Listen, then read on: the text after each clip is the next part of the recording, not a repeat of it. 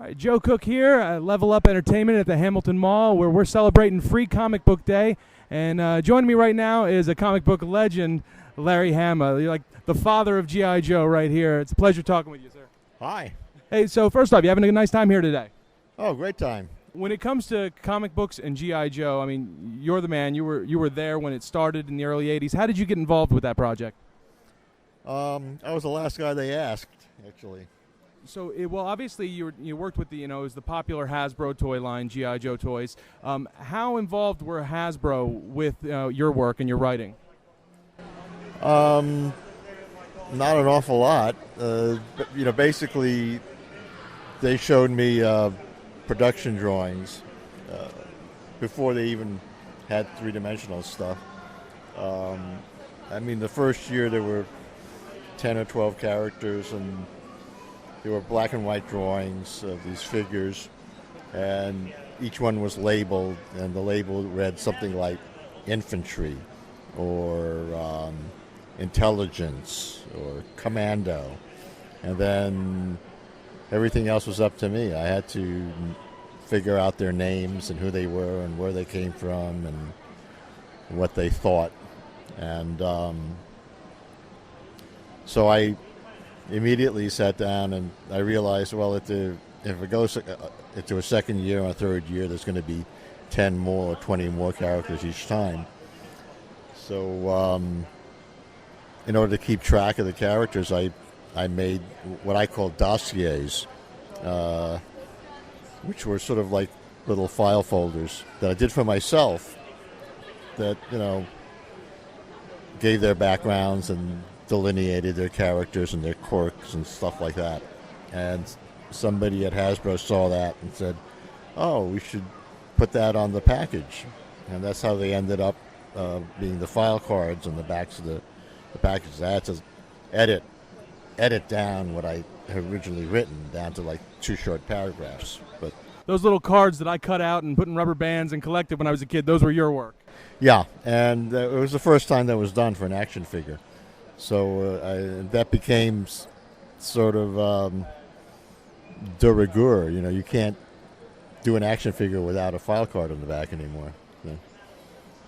So then, was there ever an issue as far as with working with Hasbro? Was there ever anything that you wanted to put in one of the books that they just said absolutely not?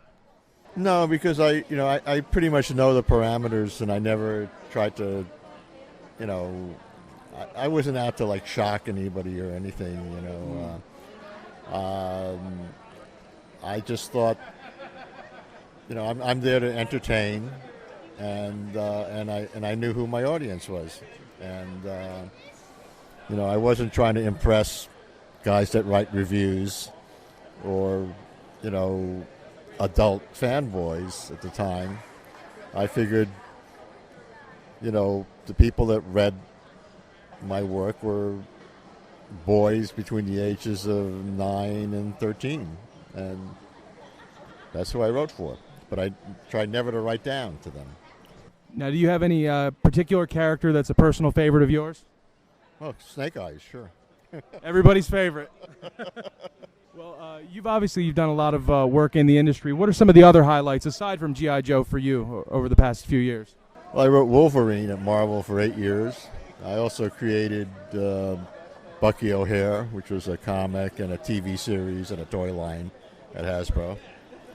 I wrote Avengers. I wrote Batman, Blaze, lots of stuff I can't even remember. I've been doing this for over 40 years. So.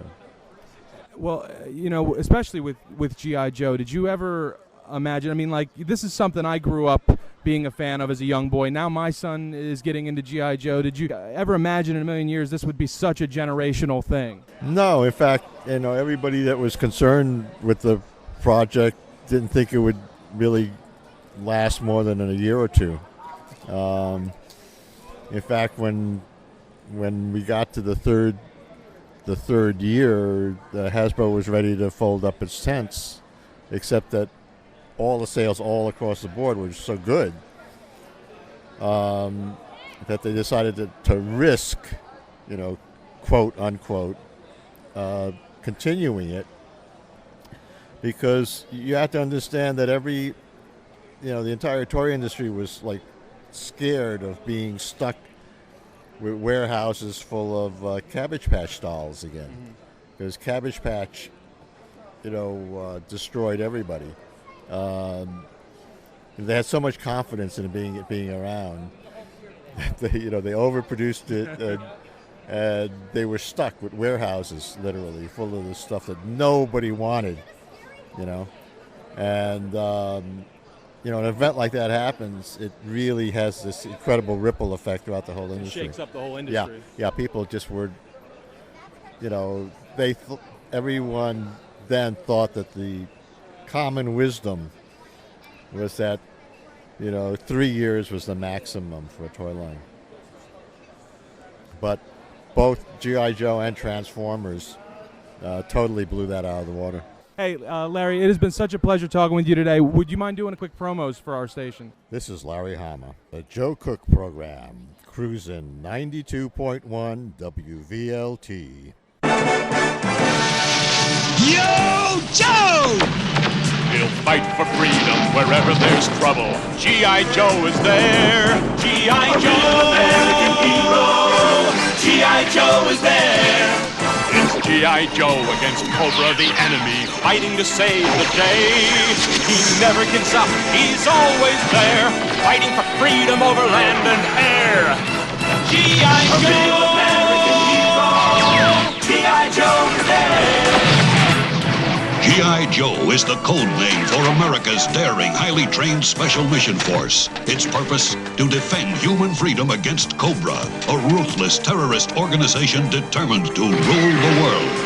He never gives up, he'll stay till the fight's won. G.I. Joe will dare. G.I. Joe,